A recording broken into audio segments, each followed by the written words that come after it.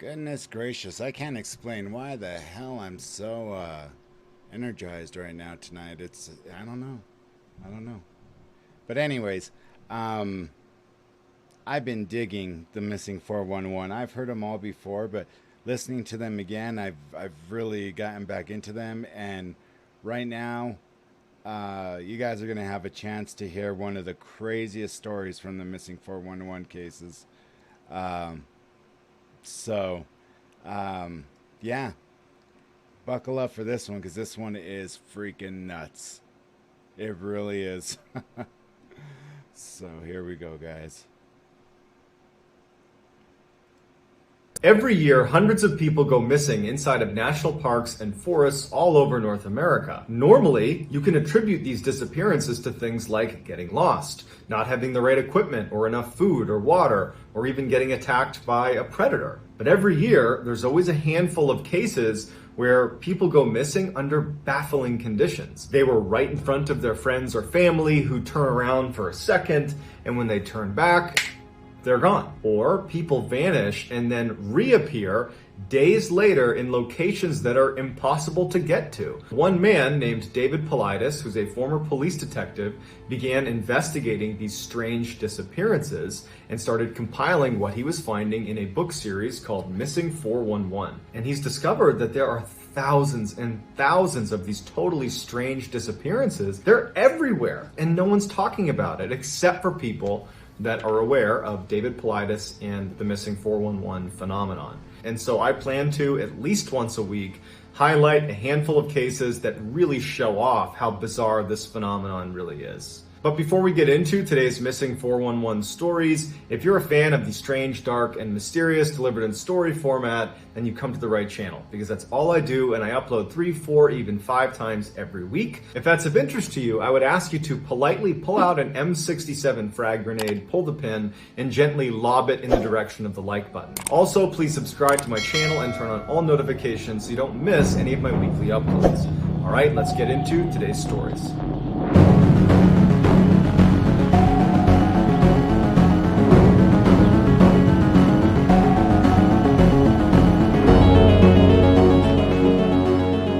In 2014, Aaron Hedges was 38 years old, he lived in Montana, and he was an avid hunter. During the hunting season, Aaron was known to spend almost every weekend or every other weekend hunting in one particular area known as the Crazy Mountains, or the Crazies for short. The Crazies are a mountain range in Montana that are actually disconnected from the Rocky Mountains, so they're very isolated, and they're beautiful, but they're incredibly rugged and very steep. Aaron knew this area like the back of his hand because he was there all the time hunting. In fact, he was there so often that he began placing caches of sleeping bags, food, water. He cached this all over the Crazies. And he knew how to get to his cache points without the use of a map. He just could look around and know where he was, and he could walk to his cache point. On September 3rd, 2014, Aaron, along with 2 of his close friends, decided to go on a hunting trip to the Crazies for a week. They planned on staying right next to this lake called Campfire Lake, but in order to get to it, they had to hike into the Crazies. You could not drive a car to where they were going to stay. So they got 2 horses and a pack mule,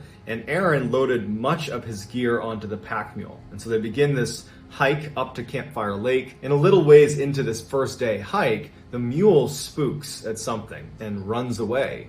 In the process of running away from them, it ditched all of their equipment all over the place, and they couldn't recover it all. Now, after they gathered up what they could and got the mule back and continued their walk, Aaron decided he didn't feel like going to one of his cache points to try to retrieve an extra sleeping bag, and he said, I'm just going to use whatever extra gear you guys have, I'll make do. And so they continue on, they get to Campfire Lake, and they set up their camp, and for the first couple of days, everything is going just fine. On the 3rd day, Aaron decided that, you know what, I could tough it out, but I'm just going to go north to one of my cache points and get that extra sleeping bag and try to get a few other things that were lost and make my living arrangements a little bit more comfortable while I'm here. And so his 2 buddies, they know that Aaron is in this section of the Crazies all the time. And so they didn't bat an eye when he says he's going to go off on his own. It wasn't a very far distance to this cache point. They said, okay, we'll see you later tonight. So Aaron takes off, and after a little while, one of his buddies, for whatever reason, uses his radio to reach out to Aaron. The walkie-talkies they were using had this LED screen that anytime you transmitted traffic on it, it would register capture your GPS location and transmit that to the person you're talking to. So when he hailed Aaron at about 10 in the morning after he had left to go up to his cache point, when Aaron radioed back, it showed up on their LED screen that instead of going north to this cache point,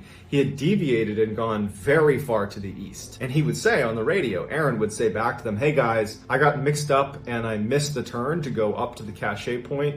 I'm trying to find the trail to get back to the cache point." But they expect him, based on what he said, that he was just going to turn and go to the cache point and come back to where they were at some point that night. But here's the first weird thing about this case. Aaron got turned around and basically missed the turn at this really obvious fork in the trail. If you go this way, you'll get to your cache. If you go this way, you'll end up where Aaron is, and it's the complete wrong way. And you know it's the wrong way because on your right-hand side, if you're going this way, there's going to be a creek on your right. Whereas if you go towards the cache, you're going uphill and there's no creek. So for Aaron, in perfect weather conditions, to have missed a very obvious fork in the road that he knows well is a little bit strange. Not to mention where he showed up on their GPS when they talked to him on the radio, he was a ways down the wrong direction. He would have been next to that creek for long enough that he should have already turned around. It's like making a wrong turn and going 45 minutes to an hour in the wrong direction when you already know it's the wrong direction. Why are you still going that way? But his friends were not that concerned. They had just spoken to him on the radio. He's saying, "I got turned around." They're expecting him now to show up a little bit later in the day, maybe in the evening at some point. So that night when he doesn't show up, they try radioing him and they can't get through to him. And they decide that, you know what, it's not that easy to call authorities. They didn't have cell reception out there, and it would have been about a day's hike before they could even get to a place where they could call authorities. So they decide, let's just stay here tonight. He could show up at any point in the middle of the night, and tomorrow, if he's not here, we'll go looking for him. The next morning, his friends get up. This is on September 6th. There's no Aaron. So they head off in the direction of this cache, and they start looking for Aaron. And all day, they're calling for him. They're trying to radio him. Nothing, no sign of him. The following morning, on the 7th, they do leave the area. They give up on their hunting trip, and they head out of the Crazies to contact authorities. Authorities launch this massive search for Aaron. But as soon as they launch this search, this massive storm rolls in, dumping 2 feet of snow within the first 12 hours of their search. So they really weren't able to accomplish much in those first 2 days, which brings us to September 9th. One of the main areas that they were looking for Aaron was following that path that he had gone down, the wrong path, away from his cache. They followed that path down along that creek and were looking for anywhere along the creek that he might have been. And there was this cliff that overlooked the creek, and on this cliff, next to a tree, they found Aaron's boots, neatly placed side by side as if put there intentionally. Next to his boots was a very obvious fire pit where someone had started a fire. In the fire pit was a cigarette container that was Aaron's brand. It looks every bit like Aaron had been here, smoked a cigarette, took his boots off for some reason, and had been sitting next to this fire. Also next to the fire was Aaron's camelback water bladder, as well as some of the straps that went to his backpack that had been burned inside of the fire pit. But there's no sign of Aaron or his remains anywhere near there. Also, the people who found the boots in the fire said that we were in this specific area over the past 2 days. This wasn't here. At this point, investigators believed that Aaron must have been suffering from severe hypothermia, where in severe cases, people are known to actually strip their clothing. And so searchers created a new search area based on his boots, thinking he had to have been at this fire pit smoking a cigarette. He took his boots off because he's got hypothermia, and he wandered off, but he can't have gotten far. We're talking 2 feet of snow on the ground in rugged terrain, and he's barefoot. But despite searching extensively in their new search area, they couldn't find Aaron or any sign of him. 9 months later, a family, the Rhines family, who lived near the base of the Crazy Mountain Range, they were doing their yearly maintenance on their fence that went around their entire property. And one of the family members decided to take a break from the work and walk up into the Crazies just a little ways up to just sit on the mountain and look out across the land. It was a beautiful view. And as he's walking up, he gets about a mile from the property itself, and he spots an orange vest under a tree. And so he figures a hunter must have lost their gear. So he walks up and he sees that not only is there an orange hunting vest laying on the ground, but there is a backpack that would turn out to be Aaron Hedges' backpack leaning up against a tree, as if placed there on purpose. Inside of the pack was Aaron Hedges' wallet and license, along with a loaded gun and food and water. Next to the pack, there was this rock. And on the rock was a thermos that was open, along with an open energy drink. As if Aaron had set his pack down and then sat on this rock and was sipping an energy drink out of his thermos. If Aaron had been sitting on that rock, as it appears he was, you can clearly see the Rhines property a mile away from you. It's right in front of you. It would be impossible not to see. Additionally, this location was 6 miles away from where Aaron's boots were found. So all of Aaron's gear is brought to the authorities, who go out and they look for Aaron, and there's no sign of Aaron in the area. Another year would go by and a couple of horseback riders would be riding past that same area where the backpack was found, and they see a human skull sitting underneath a tree. Sure enough, it winds up being Aaron Hedges' skull, and his skeletal remains were all there, except for his feet. His feet were never found, but the coroner could not determine a cause of death. So a couple of questions come to mind. How did Aaron, a guy that knows the crazies inside and out, make that wrong turn in the first place? He should have known better. But even if we say he got turned around, it can happen to the best of us, he would have known he was going in the wrong direction because the creek would be on his right, but he kept going because we find his campsite with his boots way down the path that was in the wrong direction. But even if we're willing to accept that as why he was at that campsite, he took off his boots. And then he walked 6 miles in 2 feet of snow to a location that was literally looking at safety. The Rhines property is right there. You have food, you have water, and you're sitting there drinking a drink. You have a loaded gun, you can fire it into the air to try to get someone's attention, but you don't use your resources, you don't go to safety, you die. In 2018, Terrence Woods was a 27-year-old filmmaker slash journalist who had, ever since graduating college, traveled the world, filming in locations that are very rugged and sometimes quite dangerous for these documentaries and TV shows that he was known to work on. In October of that year, Terrence was going to travel to Idaho with a production company called Raw TV. They were doing a TV series around an abandoned gold mine called the Penman Mine. Penman Mine was located in an area that is quite rugged in the middle of the backcountry. Terrence had previously worked on 2 different backcountry shoots. One was done in Turkey and the other was done in Alaska. So he wasn't an expert by any means, but he was accustomed to being out in the wilderness to do some of these shoots. Prior to leaving for the trip, he had texted a number of his friends and just said he wasn't really that excited about going on the trip. His friends would later say to investigators that his language was not alarming. He was just kind of complaining about not wanting to go on a particular work trip, so it didn't stand out to them at all. Terrence arrives in Idaho in early October. He texts his father to let him know that he's landed, he's made it to the hotel. Everything seems to be going normally. He was supposed to be there until mid-November, and that's what everybody in his circle was expecting.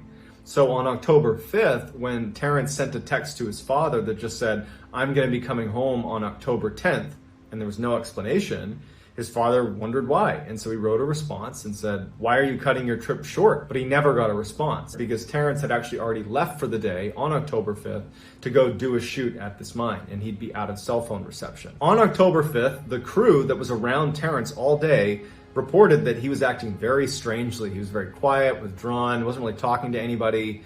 And at the end of the day, when they were wrapping up shooting, one of the producers was sitting in a vehicle waiting for everyone to kind of finish up, packing up, and Terrence said he wanted to go relieve himself. And he walked over to the edge. This is crazy. Edge of this cliff, and for whatever reason, this producer, he didn't know why, but he just thought he needed to look to see if Terrence was okay.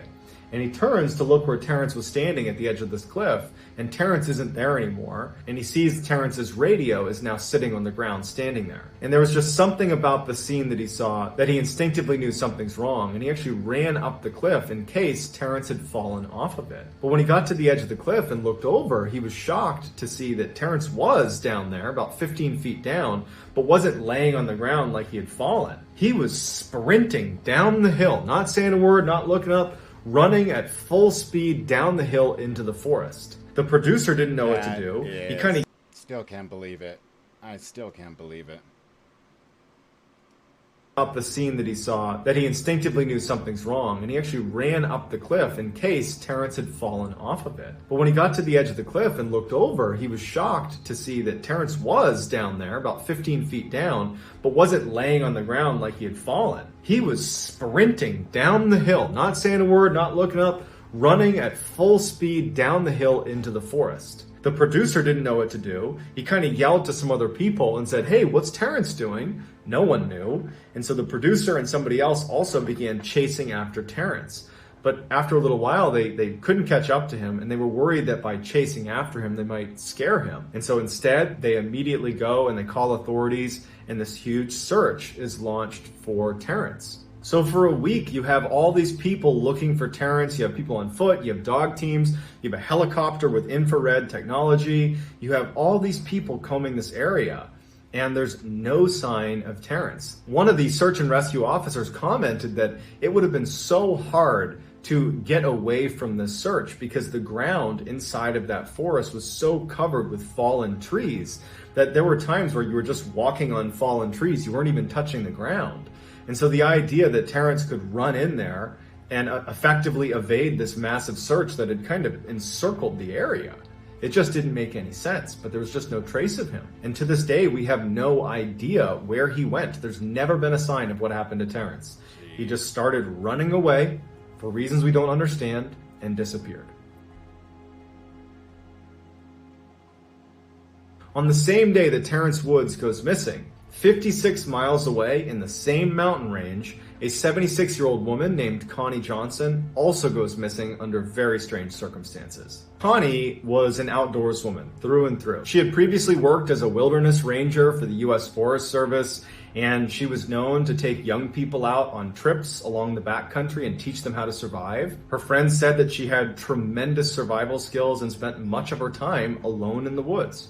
Connie was working as a camp cook for Ritchie Outfitters. It was a company that organized hunting trips in the Idaho and Montana backcountry. The camp that she was actually working at was not accessible by vehicle. You had to get there on foot or on horseback. On October 2nd, all of the hunters at the Ritchie Outfitters camp that she was working in left for a 3-day hunting trip. They said bye to her and bye to her dog Ace, and they were gone. She was the only person at the camp. The following day, they got a very strange radio transmission from Connie. They couldn't understand what she was saying. They couldn't tell if she was mumbling or if there was something wrong, or maybe it could have been the radio. But when no one could understand what she was saying, they ultimately said, "Okay, I'm sure she's fine." And so a couple days go by, and on October 5th, the hunting party returns to the cabin, and Connie's gone, as well as her dog Ace. They're both gone. All they could find was Connie's jacket was laying over her gun that was sitting on a picnic table. That was it. A very intense search was launched that included the National Guard, the Air Force, helicopters, dog teams, ground searchers. They couldn't find her or her dog. And so on October 16th, they called off the search. 3 weeks later, Ace, her dog, would show up 15 miles away from where they had gone missing. The dog was emaciated, but was okay. They fed the dog, and then they tried to get the dog to help them find Connie, but to no avail. To this day, we have no idea where Connie went or why she left the camp to begin with. In February of 2008, the Pilkinton family, which was David and Camilla, along with their 2 sons, Timothy and William, who was 7 years old, were on vacation on the west coast of Vancouver Island. They were staying in this tiny little town called Tofino, which was at the end of one of the peninsulas on the island. There was maybe 20 streets in the town. There was only a handful of places that you could stay. Everybody knew everybody on the island. I mean, it was really a tiny place. One morning, David wakes up early and decides he wants to take both of his sons down to one of Tofino's beaches. And so he gets Timothy and William, they walk over, and they go down this flight of steps that leads down onto the beach itself. And when they get to the bottom of the steps, William says he wants to stay at the foot of the stairs. Timothy wants to go actually walk around the beach with David. And so David couldn't convince William to come with him and with Timothy. And so he says, "Okay, William, you stay right here. I'm going to go with Timothy for a couple of minutes and walk around the beach." So David and Timothy walked only about 10 or 15 meters away from William, who was just standing at the foot of the stairs, just watching his dad and his brother. And at some point, David would say that he turned his back on his son. He said it was maybe for a minute. And he was looking at Timothy, and they were doing whatever they were doing. And then when he turned around, William wasn't there anymore. And so David instinctively runs over because there's nobody else down there. There's nowhere really for him to have gone. But he runs over, he's looking on the sides of the stairs, he can't find his son. You know, he's looking where he could have gone, and it only made sense for him to probably go up the stairs. It wouldn't have been long enough for him to get into the water. It had only been about a minute he had turned his back. And so he goes up the stairs, he's looking around, he can't find his son. And this huge search is launched for this boy because this just happened. It's a very small area. They figure they can find this kid. The main area they were going to look was inside of the forest. Tofino had a very dense forest right in the middle of it. And since the beach butted up against the forest, they figured that the boy could have walked up the stairs and made it into the forest in that 1 minute that his father's back was turned. And so after an exhaustive search of this forest and there's no sign of him, unfortunately investigators began to look to the beach and were waiting for a body to wash up on shore because historically the only people that ever went missing in Tofino were either found in the forest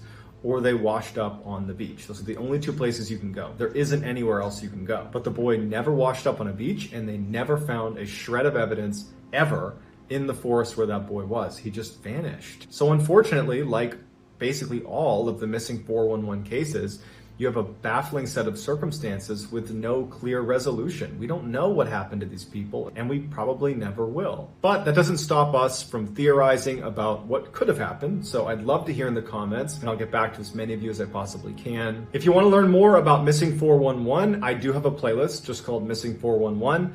Or what I would suggest is going right to the source. Check out David Pauliedus and his book series called Missing 411. I provided links below of how to get his books. I've also provided his YouTube channel in the description as well. So please go check out David Pauliedus and his team at Can-Am Missing Project. They're amazing, and it's why we have any of this information to begin with. If you enjoyed today's video and you... So there's another one, now it's part 8, and I remember when I first heard that about the young man who was into filming. That just, I mean, how can you explain that? There's no explanation for something like that. So yeah, I mean, it just totally, I remember first time hearing it, it totally creeped me out. So I could give, you know what I'll do? I'll play this till part 10, and then I'll end it on the very first show that I ever heard of his, which was, when he started doing the Strange, Dark, and Mysterious after he did the, you know, telling his tale about his time as a Navy SEAL, which was this one, which is a crazy, crazy story. So let's see here, part 9. Okay, there we go. Now, here is that David Pauliedus, the documentary. It's for free. And if you guys want to watch a good documentary, I suggest checking this out. Very, very cool. So yeah, we'll be right back, guys.